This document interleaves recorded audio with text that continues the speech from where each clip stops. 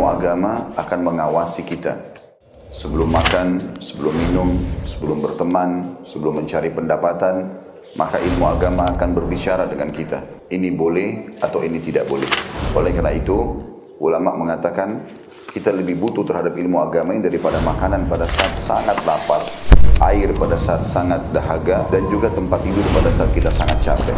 Ghazwa TV, media dakwah masa kini. Ilmu agama akan mengawasi kita.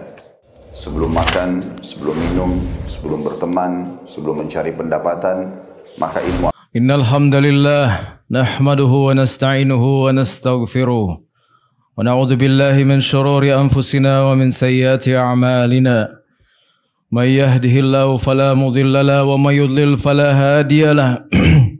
Asyhadu an la ilaha illallah wahdahu la syarika lahu wa asyhadu anna Muhammadan abduhu wa rasuluhu la nabiyya ba'dahu. يا أيها الذين آمنوا اتقوا الله حق تقاته ولا تموتن إلا وأنتم مسلمون أما بعد فإن أصدق الحديث كتاب الله وخير الهدي هدي محمد صلى الله عليه وسلم وشر الأمور محدثاتها فإن كل محدثة بدعة وكل بدعة ضلالة وكل ضلالة في النار. Saudara-saudaraku sekalian rahimani wa rahimakumullah. Ketika Nabi sallallahu alaihi wasallam bercerita tentang seorang ibu yang mencari-cari bayinya di tengah tawanan perang. Dan tatkala ibu itu berhasil menemukan bayinya, dia sangat bergembira. Kemudian dipeluknya bayi tersebut dengan erat, kemudian disusuinya. Kemudian Rasulullah SAW bertanya kepada para sahabat, apakah menurut kalian ibu ini tega melempar anaknya, bayinya tersebut masuk ke dalam api? Maka sahabat dengan sentak menjawab, demi Allah tidak mungkin ya Rasulullah, sementara ibu ini mampu untuk melakukannya. Maka kemudian Rasulullah SAW bersabda, Allahu arhamu bi'ibadihi min hadhihi biwaladiha. Allah lebih sayang kepada hamba daripada ibu ini kepada bayinya. Saya ulang, Allah lebih sayang kepada seorang hamba daripada sayangnya ibu ini kepada bayinya. Berarti analoginya saudara-saudaraku sekalian, seorang ibu tidak mau melemparkan anaknya ke dalam api, apalagi Allah Subhanahu wa taala lebih-lebih lagi tidak mau melempar hambanya ke dalam jurang kebinasaan. Betul tidak? Berarti dengan analogi yang sama, apakah mungkin Allah berbuat zalim kepada hambanya? Kalau menjawab dengan akal sehat, pasti jawabannya tidak mungkin. Karena Allah Subhanahu wa taala berfirman, "Wala yadhlimu rabbuka ahada." Dan Rabbmu tidak akan pernah menzalimi siapapun juga. Dan Allah Subhanahu wa taala juga berfirman, "Wa ma ana bidzallamin lil 'abid." Dan aku, Allah, tidak akan pernah menzalimi hamba-hambaku. Berarti Allah Subhanahu wa taala menurunkan syariatnya, menghalalkan ini, mengharamkan itu, semuanya untuk kebaikan hambanya.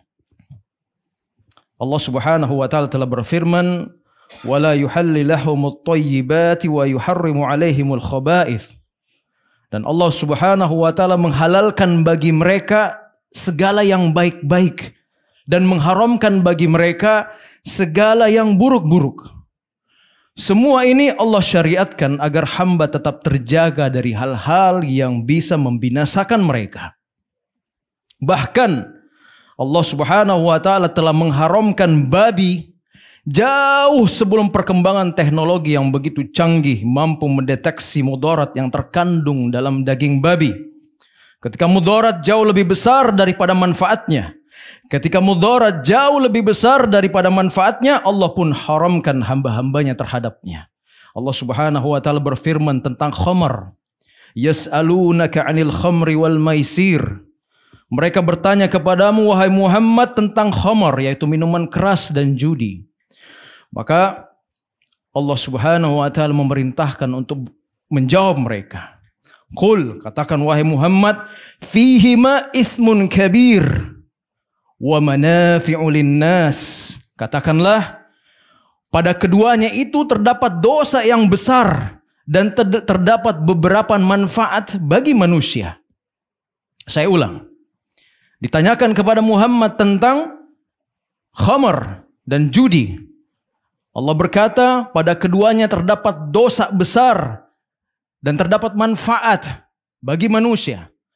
Tapi kemudian Allah Subhanahu wa taala melanjutkan, wa ithmuhuma akbaru min naf'ihima. Tetapi dosanya lebih besar dari manfaatnya. Dosanya mudaratnya jauh lebih besar dari manfaatnya. Maka itu Allah Subhanahu wa taala mengharamkannya. Tatkala khamr saja yang mempunyai manfaat, namun mudarat dan dosanya lebih besar dari manfaatnya sehingga dia diharamkan, apalagi dengan rokok. Rokok yang sudah diteliti dengan teknologi manapun, diriset oleh dokter di dunia manapun, tidak ada satupun dari mereka yang mengatakan rokok itu mempunyai celah kebaikan atau manfaat sedikit pun. Bahkan rokok dapat menimbulkan bahaya yang sangat banyak bagi diri perokok dan orang lain di sekitarnya. Yang lucunya, penjual rokoknya saja sendiri sudah mengatakan rokok ini akan membunuhmu. Kalau peringatan manusia saja dihiraukan, bagaimana lagi dengan peringatan Allah? Allah Subhanahu wa taala berfirman, "Wala tulqu biaidikum ila tahluka." Dan janganlah kamu menjatuhkan dirimu sendiri ke dalam kebinasaan. Dan Allah Subhanahu wa taala juga berfirman, "Wala taqtulu anfusakum innallaha kana bikum rahima." Janganlah kamu membunuh diri-diri kalian.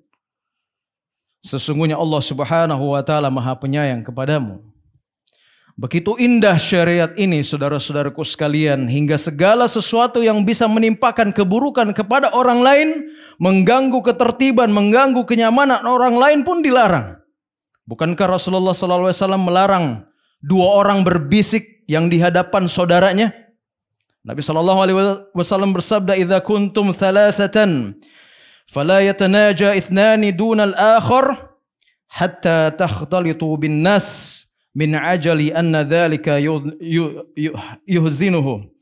Jika kalian bertiga, maka janganlah berbisik-bisik berduaan sementara yang ketiganya tidak diajak, sampai kalian bergaul dengan manusia, karena hal ini membuat orang ketiga tadi bersedih. Perhatikan, perbuatan kita yang membuat orang lain saja bisa bersedih saja dilarang, apalagi perbuatan yang membawa mudarat bagi diri kita dan mengganggu orang lain. Merokok sudah jelas membawa mudarat bagi pelakunya dan bahkan mengganggu dan mendolimi orang lain di sekitarnya dengan asapnya. Makanya Nabi SAW, la dharar wa la dirar. Tidak boleh menimpakan mudarat pada orang lain, dan begitu pula sebaliknya. Orang yang terpapar dengan asap rokok atau yang diistilahkan dengan perokok pasif ternyata mendapatkan mudarat yang lebih besar bagi mereka. Bahkan WHO, Organisasi Kesehatan Dunia, telah mencatatkan terdapat 7 juta kematian akibat asap rokok yang terpapar, dan 890.000 dari mereka adalah perokok pasif. Saya salah satunya, saudara-saudaraku sekalian, adalah korbannya. Di tahun 1995, waktu sedang belajar di Amerika, dokter menemukan bakteri yang bersarang di tulang belakang saya di bagian bawah, yang setelah diteliti itu berasal dari racun yang terkandung dalam asap rokok. Sehingga saya diharuskan untuk dirawat medis selama setahun sampai bakteri itu hilang, atau tidak saya dideportasi. Ketika perokok pasif menjadi korbannya, siapa yang mau bertanggung jawab atas mudarat yang menimpa mereka? Tidakkah Anda sadar, wahai perokok, ketika Anda merokok tidak hanya Anda membinasakan diri Anda, tapi Anda sedang mendolimi orang-orang di sekitar Anda. Bukankah kedoliman ini nanti akan Anda bayar kelak di hari kiamat dengan pahala-pahala Anda? Jadi setiap kali Anda merokok dan melihat asapnya bergelantungan di udara, bayangkanlah itu adalah pahala-pahalamu yang sedang ditransfer kepada orang lain yang engkau dolimi. Kemudian datang orang-orang yang di kemudian hari, yang memang pada dasarnya perokok, kemudian memfatwakan bahwa rokok hukumnya makruh. Sebelumnya, tahukah Anda apa itu makruh? Makruh itu secara bahasa artinya sesuatu yang dibenci. Coba secara logika berpikir. Merokok hukumnya dibenci, tapi tetap saja dikerjakan. Dibenci oleh Allah, dibenci oleh para malaikat, dibenci oleh manusia. Sekarang pertanyaannya, apakah mungkin Allah hanya menghukumi makruh sehingga sebagian orang masih berpikir bahwa itu tidak mengapa untuk dikerjakan, sedangkan perbuatan merokok itu adalah sebuah perbuatan zalim? Zalim terhadap diri sendiri dan zalim terhadap orang lain. Bukankah Allah Subhanahu wa taala telah mengharamkan kezaliman? Nabi SAW pernah bersabda, Allah Subhanahu wa taala pernah berfirman, "Ya ibadi, inni haramtu dzulma ala nafsi wa ja'altuhu bainakum muharraman fala tadzalamu." Wahai hamba-hambaku, sesungguhnya aku mengharamkan kezaliman atas diriku dan aku menjadikan kezaliman itu haram di antara kalian. Maka janganlah kalian saling mendolimi. Berarti saudara-saudaraku sekalian, kalau Allah telah mengharamkan kezaliman dan merokok itu adalah perbuatan zalim terhadap diri dan kepada orang lain, maka kira-kira apa hukum rokok? Aku liqouli hadza wastaghfirullahu li wa lakum wa lisairil mu'minina min kulli dhanbin wa khati'ati fastaghfiruhu innahu huwal ghafurur rahim. Alhamdulillahi ala ihsani wa syukru lahu ala taufiqihi wa amtinanihi. Asyhadu an la ilaha illallah ta'ziman li sya'nihi wa asyhadu anna Muhammadan abduhu wa rasuluhu adda ila ridwanihi. Sallallahu alaihi wa ala alihi wa ashabihi wa ikhwanihi. Saudara-saudaraku sekalian, baru-baru ini kita dikejutkan dengan seorang dai yang cukup dikenal di kalangan salafiyin yang meyakini kehalalan rokok. Kita tidak akan membahas tentang statement dia. Cukup dengan apa yang sudah saya utarakan tadi di khutbah pertama. Hanya saja saya menasihatkan kepada saudara-saudara sekalian untuk tidak bersikap ekstrim terhadap saudara kita yang terjatuh dalam kesalahan. Setiap dari kita bisa terjerumus ke dalam kesalahan. Dan tidak sepantasnya bagi kita untuk mencela saudara kita dengan dosa yang telah dia lakukan. Dengan berkomentar di media-media sosial, dengan bahasa-bahasa yang tidak baik. Ingatlah saudara-saudara sekalian, jangan merasa diri ini bisa selamat dari dosa. Sehingga kita meremehkan orang lain yang berbuat dosa atau terkesan meremehkan mereka.